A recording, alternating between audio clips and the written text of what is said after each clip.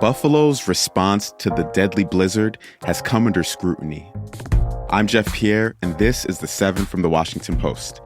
It's Thursday, December 29th. Let's get you caught up with today's 7 stories. A 6-day driving ban was just lifted in Buffalo, New York.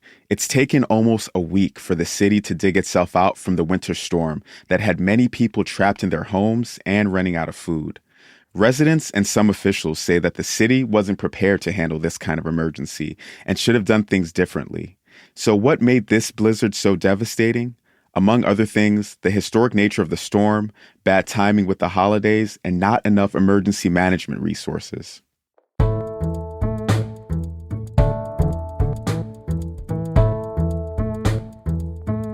Number 2. The U.S. announced coronavirus testing rules for travelers coming from China. The requirement is that all visitors over the age of 2 will have to show a negative COVID test before entering the country. It's expected to go into effect on January 5th. This is happening because China is facing a wave of COVID cases after lifting its strict pandemic rules. But some experts say that this kind of requirement isn't really necessary or effective now that vaccines are widely available.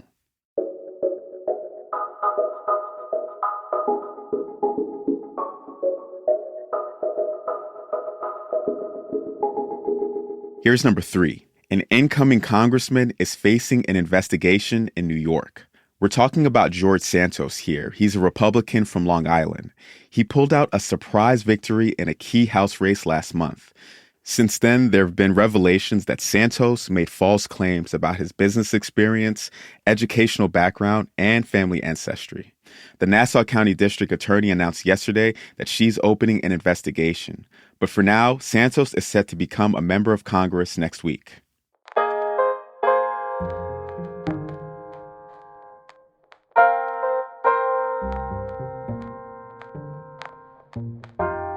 Ukraine was hit by a big wave of missile attacks this morning.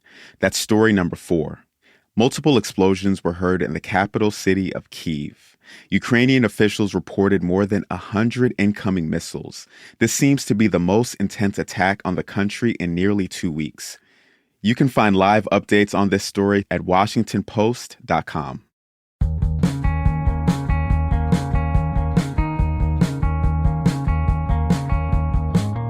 Number 5. Another leader of the failed plot to kidnap Michigan's governor is going to jail.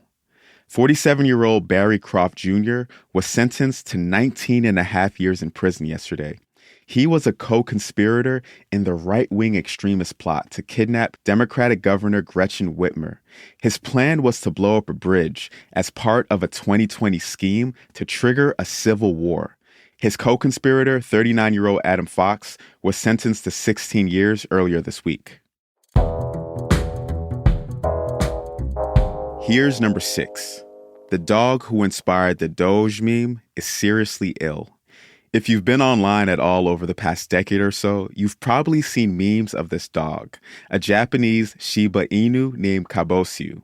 Her owner said that she was hospitalized over the weekend and diagnosed with leukemia and an inflammatory disease. Kabosyu is 17 years old.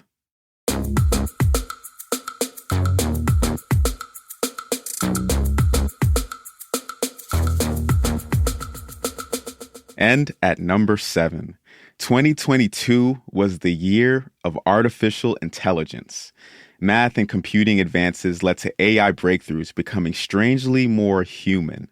We saw chatbots that can answer complex questions and text-to-image generators that create amazing art.